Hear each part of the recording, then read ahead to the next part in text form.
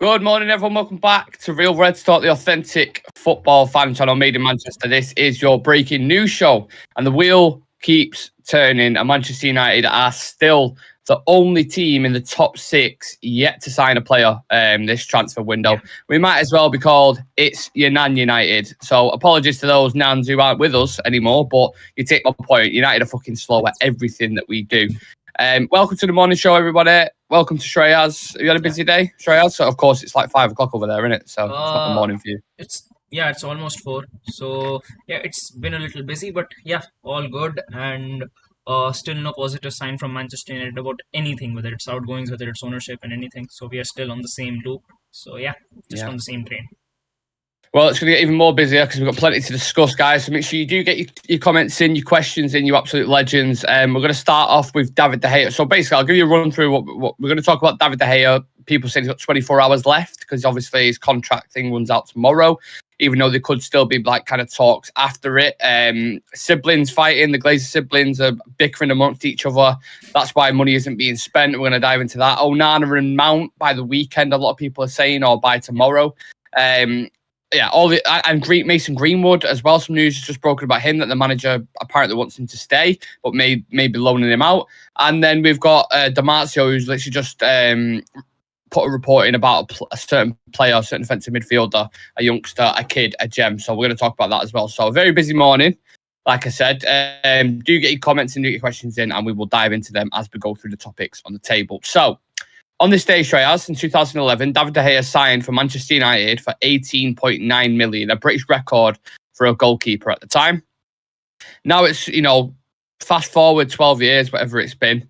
We're at a point now where, from Ten Hag's point of view at least, it looks as though he will get his way and acquire a new goalkeeper, quite possibly Andre Onana, which we'll touch on shortly. It's become clear Ten Hag's refused to sign off a contract that's been agreed between United and David De Gea, reducing his 375k a week wages, which we know. And sources say the club have still not made a final decision on the future of De Gea. His contract expires in under 40 hours. Even if De Gea signs now, even lower wages, he knows he'll no longer be considered number one at Manchester United. From shopping for number two goalkeepers in the 15 million bracket, United are now looking at a number one. It's quite a sad ending to an illustrious career, isn't it? And if you think about it, where he goes as well, if he does go to Saudi Arabia, do you think that's a bit of a waste? I think it's just come to the point that from the club's direction, it should be clear whether they want him or not, because the fact embarrassing, isn't it? Yeah, because the fact is they did give him a contract to sign off on.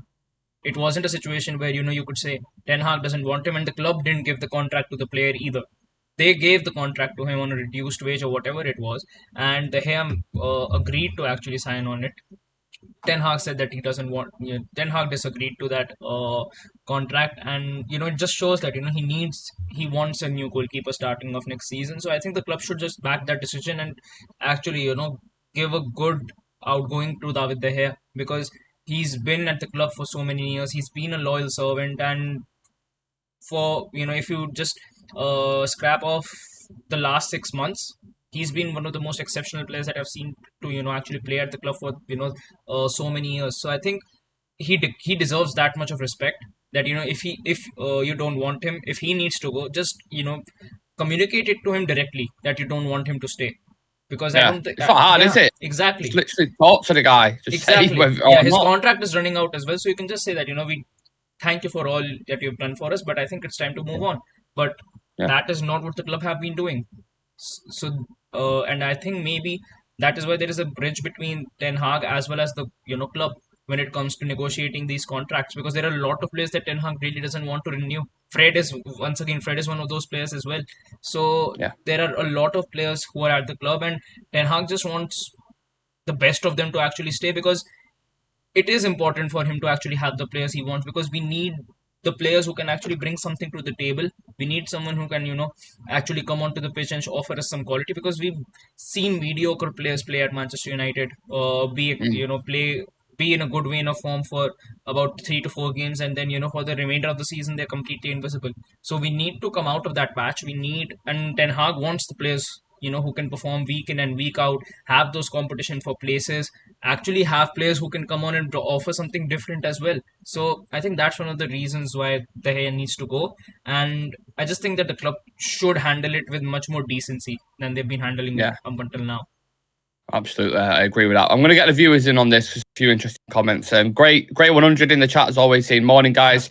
UFC are saying it's been a great servant. It deserves some respect. Unfortunately, it's not what we need under Eric Ten Hag. Again, agreed. Yeah. Great 100 says I heard De Gea stalled too long in signing. Maybe looking to see if anyone offered better wages. I think it was the other way around. To be honest, Eric Ten Hag stalled him and was like, did a U-turn basically. So after the performances in the FA Cup final and obviously the Sevilla game, and there was a few more, this kind of turned the cog for Eric Ten Hag to say, no, I need to go. The priority now is a goalkeeper. We need to go. I think before the World Cup, I think Ten Hag was more interested in having him around for longer. But after the World Cup, the kind of mistakes he made, that just led to what is happening today. Because before the World Cup, I think he was doing very well. Like genuinely, he was doing very well. Yeah, agreed. What do you think his level is then now? I mean, I've spoken to you slightly about this before, but could he still play for a Premier League team? I think he can play for a Premier League team. I don't think that he's one of those keepers that they cannot perform anymore. I think David De Gea can still perform. I think he still has it in him. It is just the fact that he is not accustomed to the way Ten Hag wants a goalkeeper to play. If you put him in a club where the goalkeeper is, the distribution part is not something that is looked into much. The more into short stopping, more into actually guarding the line rather than coming out of his line to protect the box. I think in those sort of clubs he can still perform, and I think there are still many clubs. I think because there are only a few clubs where you would see distribution actually mattering a lot. Most of the Premier League teams, they don't really look into distribution much. They look more into, not conceding more goals. They like to, play with a compact line at the back. So if you take out Liverpool, if you take out City and us, I think there are still a lot of clubs in the Premier League as well who would want David De Gea, because he still offers you that Premier League experience. Unlike so many keepers that are still available at many clubs, no one has to offer the kind of experience that De Gea has to offer, and I still think that he's still got at least, I think, 2 to 3 years of football left in him. Yeah, I agree with that. He's, like I said, he's not got to a shit goalkeeper overnight. He's still, any team can pull out certain stops that most keepers on the planet can't do, but it just depends on your style of football, I suppose, doesn't it? Exactly. That's the key thing. We've just had literally some news come out now. So I think United View have got someone on from Bloomberg, and they've just basically said that Sir Jim Ratcliffe's bid is dead in the water. And that's what they've just literally said. So it seemed like more and more news coming out about Qatar. We're going to touch on the Glazer siblings and the ownership literally in a minute. Just the last question I kind of had on this goalkeeper situation. From a positive standpoint, we will progress significantly with Onana, won't we? Yeah, we would. He brings in a completely different profile. I've been a fan of Onana since last season. When I saw him play in, I think it was Inter versus Juve. You scouted him, basically. Yeah, I think he's a very exceptional keeper. I think he can easily offer us 6 to 7 seasons at the topmost level, which I think, considering the kind of player he is, and the connection that he's had with Ten Hag, I think that 6 to 7 years can be very, very fruitful for us. He's very solid at the back, very cool, very calm and composed, because throughout that Champions League run, you saw many keepers come up against Man City. Even Thibaut Courtois, who is regarded as one of the best keepers in the world, even he faltered against the likes of Bernardo Silva, Kevin De Bruyne, Erling Haaland. But Andre Onana didn't. Andre Onana was very cool and calm, and managed to actually shut down so many attacks by just coming out of his line at the perfect time as well. Because his timing when it about coming out from the box is actually something that is very, very important, because with Edison you might have seen that in a couple of instances where he does come out of his line, but he does it too early, that the goal is just it's like in a complete open net. And we've also exploited that on a couple of occasions as well, in the Manchester derby when McTominay scored. So this timing, the way he's able to actually keep those crosses off as well, because one of the things that used to happen under De Gea was he didn't, whenever a cross used to come in, he used to rely on his right back to actually cover the back post. Andre Onana, you wouldn't need that commanding of the back post under Onana because he comes out himself to guard that ball and just throw it out. There's one thing on that actually, Shreyas. So the metrics, people were diving into it, and it's got very like. If you look at it on any kind of website, the metrics are good in everything you want from a modern goalkeeper. One of them that was low was crosses collective, but the reason for that was because they didn't just simply face that many. It was just like into defend with a full back line, a five at the back. They didn't face that many, so naturally it's low in it. So people would dive into that and be like, "Oh well, it's not great." The fact is, whenever you will see interplay with the kind of defense they have, you cannot actually exploit them on crosses. They've got Bastoni, they've got De Vrij, and they've got Acerbi, who are very, very, agile, and they are very good in the air. So most of the teams that you would, actually, see playing against them, they don't really play crosses much. They look to play in more centrally because that's where, right now Inter are the most, I would say, vulnerable. And that's how City actually scored their goal as well. When Rodri scored the goal, it was centrally. It was not through the wings. So that is the biggest reason why you would see that bar quite low. Yeah, for sure. We've got 16 people in the chat. Keep getting your comments. I'm going to read some of them out very, very shortly. I forgot to do this noise. Completely, I forget every single time. It's like a stand thing in the Let's read out some comments. UFTR saying I think we're in for Onana because Eric Ten Hag knows and trusts him. Onana or Costa is asking. Shreyas?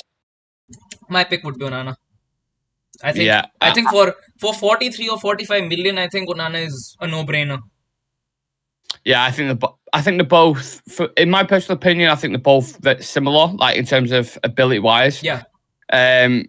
If Costa was the same price, would I lean more towards Costa? Probably just because of age and stuff as well. I think because 23 years old, you got 4 years. But they're not far away in terms of ability. And Onana, I think the transition will be more seamless because he's worked with Eric Ten Hag before and he's worked with other players there as well. Aaron Gregory saying reports Eric Ten Hag's reluctant to sell Greenwood. We're going to touch on that towards the end of the show because that's the latest thing that's kind of been reported. So we'll definitely touch on that. But do smash a like on the video, subscribe to the channel if you're new around these parts. We're going to go into the sibling conversation in a minute. So the siblings are squabbling, essentially. Laurie Whitwell released something this morning saying Manchester United deny the uncertainty over ownership is affecting transfers this summer, but several agents looking to do business with the club report that only one major signing can be made before there is clarity on that front.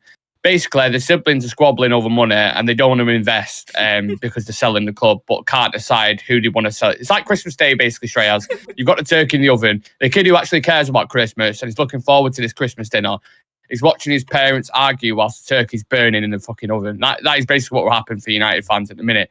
How are you feeling ahead of this takeover? Have you seen the news? And I'm guessing you've seen the news just come out of Bloomberg, right? Yeah. You've seen the news just come out now that was talking about. There's someone from Bloomberg on United View discussing it in a minute, saying that the bid's basically dead in the water. How do you feel about all this nonsense at the minute? At least if that is the case, we know who is going to be the next owner of the club whenever it happens. And we don't know, but at least we have clarity about who would it be, who's going to be coming in. And the fact is, I still don't understand why they need to fight over something like this. They're getting practically 30 times the amount they've ever invested into the club. It is basically free money that they're getting. That's $1 million question, though, isn't it? Exactly. Why are they fighting? They're still taking out their last possible dividend out of the club. That's why they've held it since the last month, and they're still fighting over whether we should invest into the club or not. You've never invested into the club. You've just circulated the money that we've generated, a fraction of it back to the club, and a fraction you've just spent it directly into your bank accounts. So I really don't understand which direction they actually want to go with, because if they don't want to invest into the club, just get the ownership thing over with. Get the new owners, and I'm pretty sure that the new owner who's going to be coming in, if it's Qatar, then they would more than likely be interested to actually invest into this club and get some signings in, because Ten Hag is very, very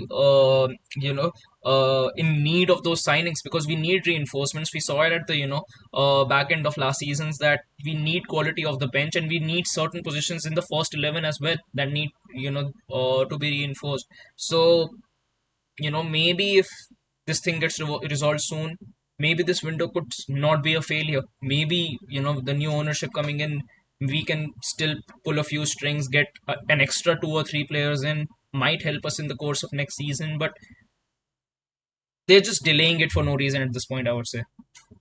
Do you buy into the after 30th report thing, saying basically, because they had the Q3 financial reports, didn't they? And then they're saying we can't sign anyone until this has happened and blah, blah, blah. So then you're talking about July. But ever since April, I feel like we've had a deadline set every single time and then it's been knocked back. So you remember just before April, they was talking about Easter and it's going to be done by then. And we're like, all right, awesome, yeah, sweet, sorted by then. Then we can transfer window just about to open. We say should be done near the 14th in time for the transfer window opens. Still ongoing. 30th of June, after the 30th of June, we'll be all right. We'll talk about it because then the financial reports are done. It's a new quarter. But that's my point. It just seems like it's a new deadline every single time, doesn't it? It does seem that way. And it does seem to get pushed every single time that, we hear something. Like in a couple of days, it gets completely squashed. But I think the reason it will not get squashed now is because Sir Jim Ratcliffe does not have any other bid to put in.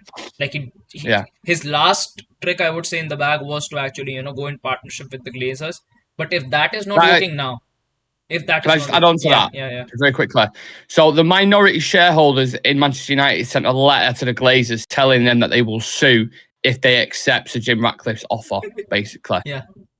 That's what's come out. It just shows that his technique, his practically last technique to actually be a Manchester United owner is not worked, and we all know that when it comes if it just comes down to money, Sir Jim Ratcliffe cannot match Qatar. Like he does not have the financial resources to actually match Qatar. When it comes to purchasing power, Qatar are the best. So.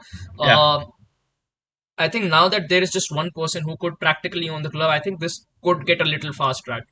Because the only reason it could get delayed more, and the only reason it was being delayed earlier as well, was that Qatar are still in the race. And the thing throughout all of this was, and a lot of Indian outlets have been reporting this, is that if Sheikh Jassim wanted, he would have put this bid in a lot earlier back. It was just a question of whether that Qatar didn't want to overpay by a mile. They were already overpaying. They didn't want to overpay by 1 or 2 or 3 million, so they were trying to get it resolved by the 5.5 billion mark itself. But because things are, just culminated in this direction, they had to put in this bid now. So and there is a lot of confidence on their side as well now. A lot of confidence. Like the Sheikh himself feels more confident, and there has been nothing reported from Sir Jim Ratcliffe's side. Like it has been dead from his side now. So it's just the dragging on that's bugging me. I don't get what's taking so long. Like it's like UFTR says there, put all the Glazers in a cage and let them fight to the death. Imagine if it does get announced in the next couple of days, who would be the first signing? I don't know to be honest, I don't think, even if it got announced tomorrow, I'm not sure how much of an effect they can have on the transfer window, because I think there's Premier League regulations that they've got to go through. There's a lot of tests they've got to do and stuff. So that could take 6 to 8 weeks. Maybe this is why I've been saying for a long time on this channel, not a long time, but since the transfer window opened, I feel like we'll get the 3 players. So we'll get Mount, we'll get, let's say, Rasmus Højlund for argument's sake, and we'll get Onana, right? I think we'll get that done if we sell players as well, when De Gea goes, etc. And then I think we'll revisit a certain target, maybe a Harry Kane, towards the end of August. That's what I think we'll do. I just don't see it. I don't see this getting announced, and then tomorrow we're like, right, Kane incoming. You. Because it's just, it'll take time. It will take some time. That's the issue with it. But the thing, I would just say that the deals that we've got on the table right now, they would get more, I would say, attention, and probably we will be seeing much more traffic when it comes to the outgoing side as well. Like we'll finally be seeing more players actually moving on from the club, because up until now I haven't seen any outlet reporting that any offer for any of our players has come in until now. Like there's practically been nothing. I've seen one, but it's on Henderson, and we can't sell Henderson until De Gea leaves, basically. And if De Gea leaves, we have to keep hold of Henderson in case we don't sign a new goalkeeper. But then when we do sign a new goalkeeper, then we can sell Henderson. Like, it's absolute bollocks. Mike 82, is saying they should sell ASAP, because if they keep the club and put nothing into the club, then they're not going to get what they're currently being offered. It seems like a dumb move, even if the Glazers don't sell. And Dan's in the chat, big up to Dan, saying Glazers want Qatari to pay the United tax to buy United. Essentially, it's all a mess. One thing I'm a little bit annoyed about is why more ex-players and people who have the big followings and stuff. I know Gary Neville spoke about it slightly. Haven't put more pressure on the situation. We haven't heard anything from him, and I believe the reason why they're doing that is because they want to be fully goody good. Yeah. They want to be goody good with certain whoever it is who comes in, essentially. But I just feel like there needs to be more pressure because it's all the fans doing the talking. It's all of us who are, moaning about a certain situation, and we're not seeing Rio come out and say things. We see him came out and say Qatar's done. I had it on good source, and that's fine. But they're not saying like this is a joke. Why have we waited so long for this to happen? Like that's what's annoyed me. They need more pressure on him because they're just basically being allowed to do whatever the fuck they want. With hardly any scrutiny unless it's from the fans. Right, we'll touch on this Mason Greenwood story then, Shreyas, because this just broke within the last hour. Manchester United are leaning towards loaning Mason Greenwood with Erik ten Hag against selling the forward. Now, this may be a bit decisive what the word is between people amongst the chat, whatever. In my personal opinion, this is something I wouldn't back the manager with. I back the manager with every decision that he's done. But if he wants to keep him, I'm completely against that. I don't care. Yeah. I don't know if you agree with that. Yeah, definitely. I think, once again, Mason Greenwood is one of the players that I just want, to be out of the club. Like, if you can sell him this window, I would sell him. I wouldn't. I don't care wherever he goes, whether it's Turkey or Italy or wherever, whether it's the Premier League itself. I don't really care where he goes. I just want him out of the club. That's that's the thin line. Because I think the biggest thing is if he comes into the squad and if Ten Hag actually sees him as a part of his plan, these players won't want to play with him, because when the whole news came out about him, a lot of these players actually went against him. A lot of these players actually, posted pictures on their social media and, probably just taking shots at him. And there are a lot of players who would be uncomfortable with him coming back. And a lot of these players in the locker room have been there since this whole thing started. And right now the club captain, Bruno Fernandes, is, he carries that family man kind of vibe, wherever you see him with his kids and with his wife. So I think that is the thing that is, actually integrated with the squad quite well as well. That, it bonds the family, it bonds the players together as well. So I think it's going to cause quite some disturbance in the dressing room if he does come back. And I wouldn't. And it's not worth it. Yeah, exactly.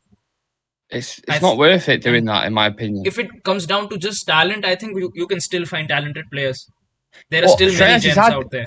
He's had like a year and a half, nearly 2 years out of the game from the Premier League. Like you've seen players when they come back from injury sometimes, and they're not up to Casemiro when he's not come back after a bit. It takes a bit of while to get up to scratch, let alone a year and a half or 2 years. I think the reason why this decision annoys me is because I feel like he's doing it purely because he will need a striker or will need an understudy rather than go and spend 50, 60 million.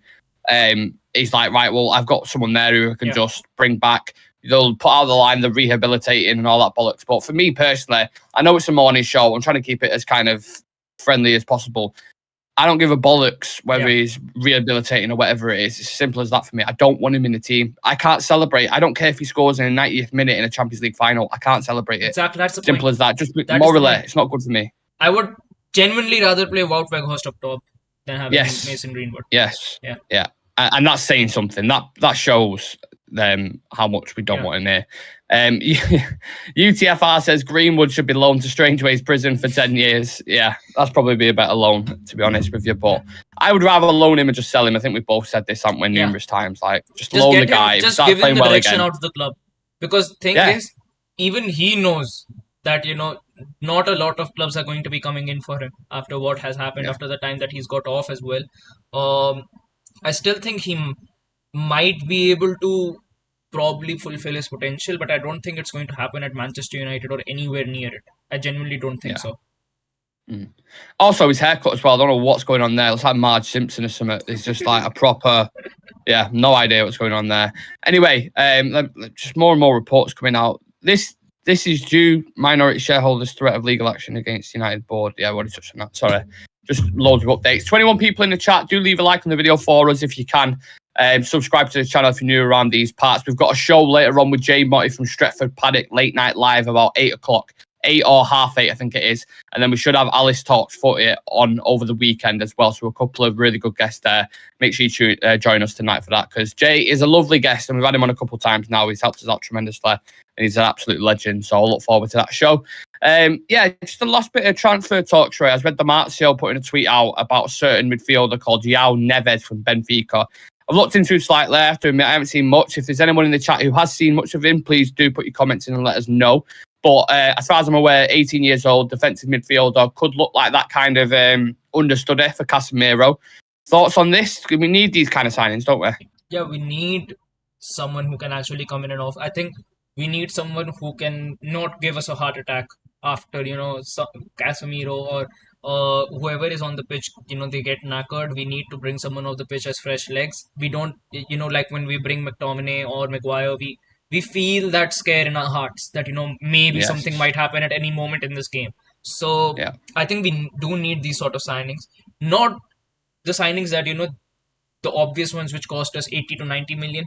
We need these sort of signings, around that 15 to 25 or 35 million range. Can come in, they do their jobs, develop through the years, like what we're doing with Malacia, and, eventually break into the first team as well. So I think he could be a smart buy. I haven't seen much of him. The last player who I've actually watched from the Portuguese league was Palhinha, and he got bought by Fulham for a ridiculous price. I think about 25 or 30 million or something like that.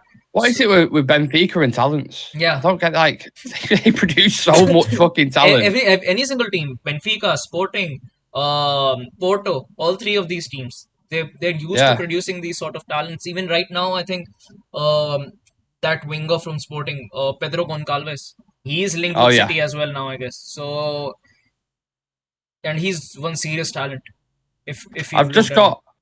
I've got a list here. So this from Benfica, okay. João Felix, Bernardo Silva, Lindelof, Semedo, Matic, Jovic, Cancelo, Renato Sanchez, David Luiz, Andre Gomes, Gonzalo Guedes.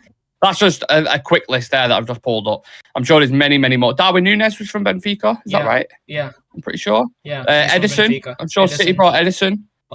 Mate, maybe. Fucking loads. Di Maria is from there as well, I guess. Yeah, they've got a lot of fucking players there, essentially. You could go back in the years, I'm sure. Ones absolute legends like Figo and stuff like that we've not even spoken about. I'm going to read out a few more comments, Shreyas. Chivy's in the chat. Big up to Chivy. He's on the show with us tonight, I believe, with Jay Motty, so looking forward to that. Saying Eric Ten Hag needs to be tread careful on this Greenwood issue. He risks alienating the fans from him. That's my point. Like, I wouldn't agree with that. Absolutely would not agree with that. And then Aaron's saying same. Agreed, Chivy. This is why it's best to cut ties altogether.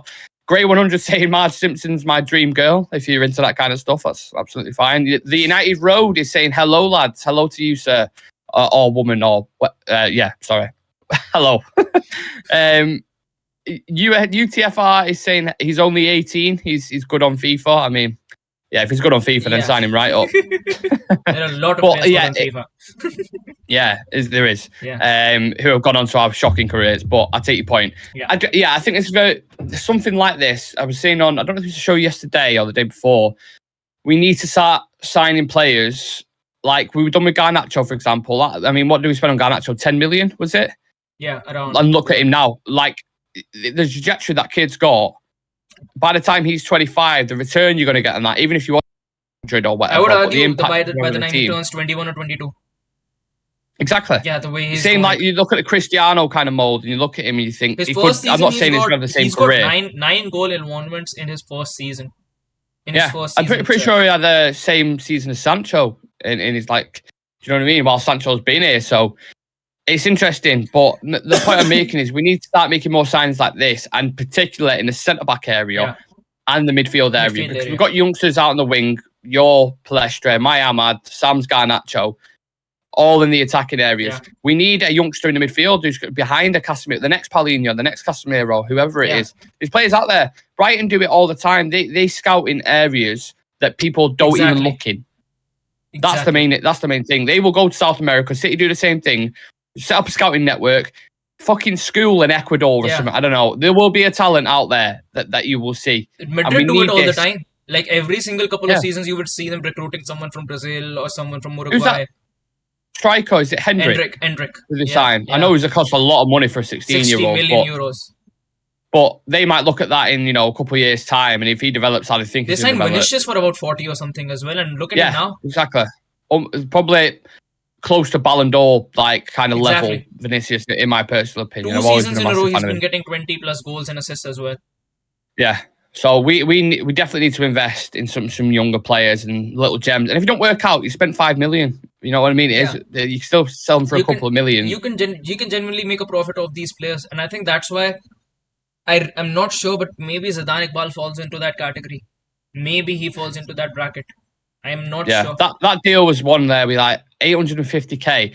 Yes, you've got a 40% buyback or whatever the clause is, but still, like how much time and money have you invested in that kid? It's probably that amount, so you've made fuck all really. Because developing him from when he's like 9 years old to where he is now. What's the biggest warning flags towards to me for Zidane Iqbal was last season. We saw Kobe Mainoo actually getting more minutes than him. Like Kobe Mainoo got 3 appearances or something, and Zidane Iqbal didn't get even 1. And Kobe Mainoo was a absolutely fresh youngster who was coming off. And Zidane Iqbal was someone we've seen throughout the course of the preseason doing particularly well, but didn't get a minute throughout the season. So maybe Ten Hag didn't, he's looked into him and thought maybe he doesn't fall into my system right now. He needs to go out somewhere and develop. Maybe it's because I think last season we were under the same impression about Jimmy Garner as well. Like no one understood why he actually got sold. He came off a very an unbelievable spell with Nottingham Forest. For a CDM, he got I think 7 or 8 assists throughout the course of the season as well. So I think he falls into that sort of category, or maybe it is just a condition where Ten Hag is looking and saying, I need to sell someone. I need to raise funds from somewhere. And maybe Zidane Iqbal is the only player he could actually offload. Yeah, it's that's something I don't like as well. But I just want to see a signing. Yes, we'll go sign Mason Mount, Rasmus Højlund, but I want someone we haven't heard of, a rough gem.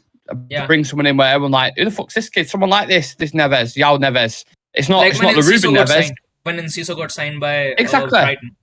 No one knew whoa, who's this young, exciting talent that no one's ever fucking heard of before? Oh, you've actually got... I know we need a competent scouting department for that, and we've discussed this many times in the show, but it'd be nice. That's all I'm saying. Just a nice signing. Hello, Vincent, who's just joined us. Big up to yourself. UFTR saying, look out for Benfica centre-back Silva. It's going to be absolutely class. Yeah. Ramos needed to be looked at as well. Great young striker, as we've seen. Yeah, I know he's on the list, but I think Gonzalo Ramos is low on the priority list in terms of, I think it's like Harry Kane, then Rasmus Højlund, and then maybe you start getting Osimhen, Gonzalo Ramos, and then you go lower down the list, etc. We've got 24 people in the chat. If you want to throw any questions, any topics whilst we're live, we've got another 5-10 minutes. Happy to discuss it. Any questions at all? Like I said, United View have someone on from Bloomberg at the minute. I don't want to keep plugging the thing, but I don't mind United View. It's not like United Stand who have just blocked me, by the way. I have no idea why. They just blocked me for no reason. I don't even think I've commented on any of the shit, but for whatever reason. So fuck them. I've always been a Stretford Panic boy anyway. But yeah, United View have got someone on from Bloomberg at the minute. It's very interesting in saying basically Sir Jim Ratcliffe's bid is dead in the water. So it'll be interesting to see what more comes out from that. The stock price is still currently over $25. I think when you start getting near the $30 mark, that's when it's pretty much deal done, essentially. So it'll be interesting to see what happens with this ownership thing over the next couple of days. Vincent saying we're only interested in mummy boys. Could tell that they can't come and we don't look that bad. I don't know if that's in reference to, but okay, fair enough.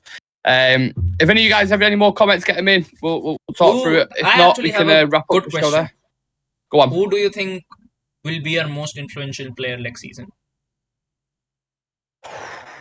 Most influential, including new signings or players who are already at the club? We can't say about new signings. We don't know who will sign in the end as well. Yeah, true. I suppose someone completely different might pop. In terms of influence, I don't think you can look any further than Lisandro Martinez. Me personally, like I could only imagine what him coming in would be like if I was a player at the club already, because you can, as fans, he's like an elite player with a fan's heart in him. That's what he is. Like, that's how I feel about Lisandro. And when he came in the first game, I'm pretty sure we did the watch along for it. It was Jesus in the Arsenal game or Salah? No, it was the Liverpool one. Yeah, Salah, and he just bodied him, like shoulder back, fuck off, bang on the floor. And everyone watching that as a fan, you're like, oh my God, that is like, yes, please. And we when love the that, match that ended, spirit. he was punching the ground. Yeah. Everyone. And then you're like, oh my, like quality mixed with passion and desire is like the perfect marriage where fans are just like, fucking yes. So you can imagine how it rub off on other players where he's looking at you. You're in the dressing room, you're looking around for leaders, and Lisandro's like, let's go to war, boys. Let's do this. Inspirational. Him. Anthony's similar, but obviously not as consistent at qualities as Lisandro. Casemiro, I'm sure, leader, similar qualities. So yeah, Lisandro for me is, I'm such a huge fan of him, and I think you've only seen a small glimpse of what that was his first season in the Premier League, by the way, and he missed up at like 3 months towards the end. So imagine he's got a full season near enough under his belt now. He's in the Champions League, playing Champions League football. I'm excited for Lisandro Martinez. Really, really am. Like, excited. He's back in training now, so he's ready for pre-season. I can't wait. I cannot fucking wait. Just to watch him, just to, like on even against Leeds in Oslo. I'm like, can't fucking wait. But I'll throw the question back to you. I think next season Marcus Rashford erupts. I think we just saw a trailer this season about where he can actually get. I think next season, because I think we still managed to sign a striker. With a striker who can actually, score goals, I think Rashford, even I would say Bruno Fernandes, both of them, their output increases even more. And Rashford scored 31 goals throughout the course of this season, where he was inconsistent as well at times. This will be second season under Ten Hag. And now that he's well rested, I think he'll be even more deadly to actually deal with next season. I think the midfield's going to be interesting, because if you bring Mason Mount in, you've got an engine of the midfield there. You've got Bruno, Mount, and Casemiro. Now, one thing I was looking at when I was doing I've done the Casado versus Mount members video. I'm not sure when that's dropping. I think Sam's editing that, so I'm just waiting for that to drop. But that is your second video for this week for all you members out there. But when I was doing that video, I was looking at it tactically, how would it impact us bringing Mount into the midfield, because Bruno Fernandes and Mason Mount aren't necessarily build-up experts, if you will. So I think what Ten Hag is going to try go for is the Liverpool style, where you've got the high press and when it up, you have the counter press kind of style, because that's what Mason Mount's great at as well. So if you have two of them dogged pressing up top, Bruno, Mount, you've got Rashford. Rasmus Højlund's a fantastic presser as well. Same with Gonzalo Ramos if you bring him in. And then Anthony works like a dog as well. So you've got a front five there, essentially. Well, 1, 2, 3. Yeah, front five who are absolutely pressing the life out of him. You've got Casemiro just behind the sweep up. Exactly. The whole defence push up as well. And then you've got a sweeper keeper as well, Onana, who would close that gap in behind. So the whole team presses up the pitch. Luke Shaw, and they work in unit. Diego Dallo or Aaron Wan-Bissaka, whoever it is playing on the right-hand side, will get much more more than capable of stepping in to midfield as well, which is interesting. So the tactical kind of development, I'm really interested to see. MUFC Brummy Reds I'm going to do this in a Brummy accent. Have you ever heard a Brummy accent before, Shrey? It's just out of curiosity. So this is what it sounds like, and he can tell me if I'm spotting. He says, well, how do I usually? You're right, I'm Gabby Bongaho. How are all you? That's how they speak, basically. So let me know if I've got that spot on or not.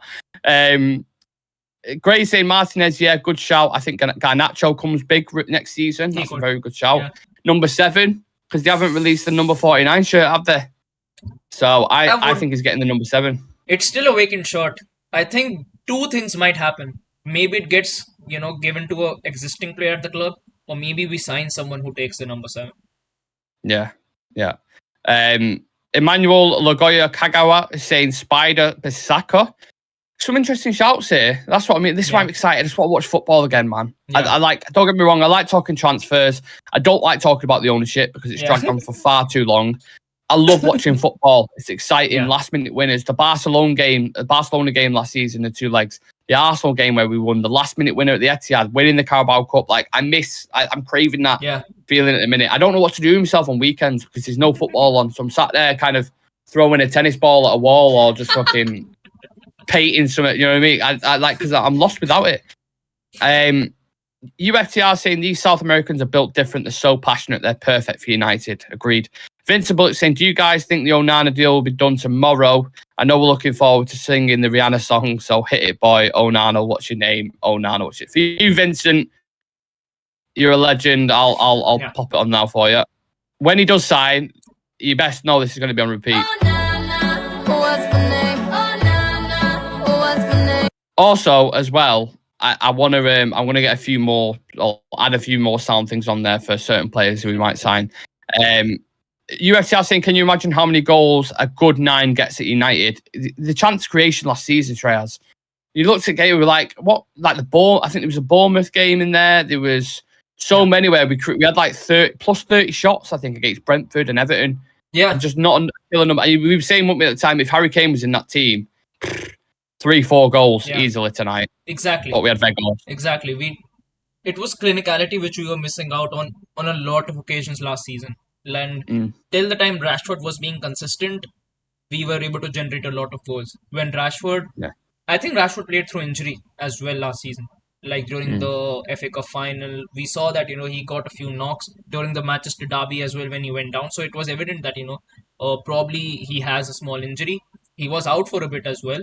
So I think now that he's well rested, and now that we, genuinely might have a striker next season who could genuinely be a threat in the box, who can be agile as well, I think Rashford's output increases even more. Because last season, Rashford was creating goals out of nowhere by himself. And one of the reasons why he was creating them was Bruno Fernandes and Luke Shaw. Now that, there's not a Weghorst in the, striker position. Even if it is Erasmus Højlund, it will give much more space for Rashford to actually function from the left-hand flank. But I would still say don't, take it out of the realms of possibility that Rashford might be starting up top for a couple of games again. At the start. Especially pre-season. Well. Yeah. Especially pre-season, we'll see Alfred and Sancho, and everyone will be like, "Oh my god, this is the front three again for next year." You're like, no. Imagine Marcel gets injured during the pre-season itself.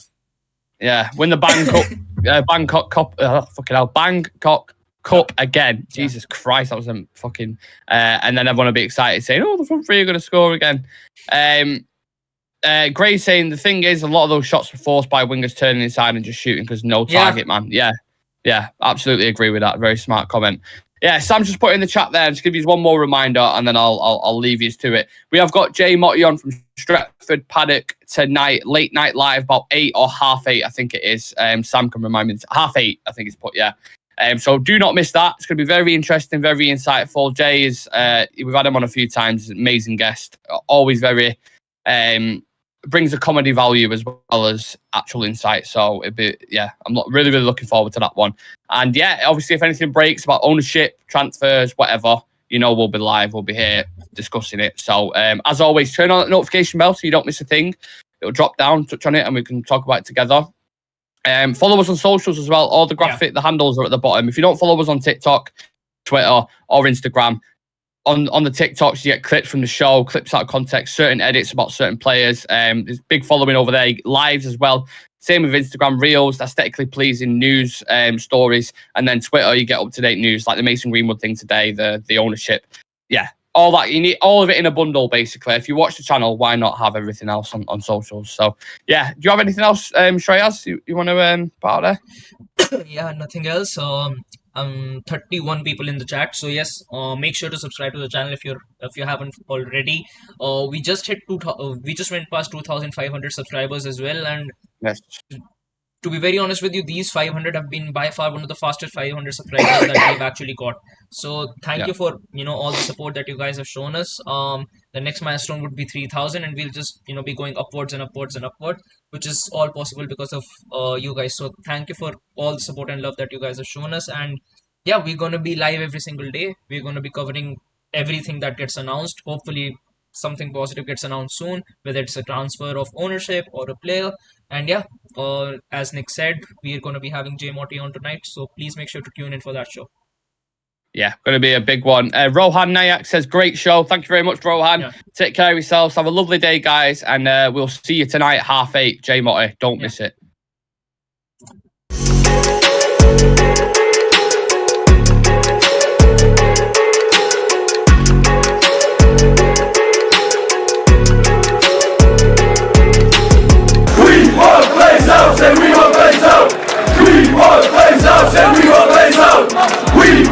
Glazer, say we want Glazer.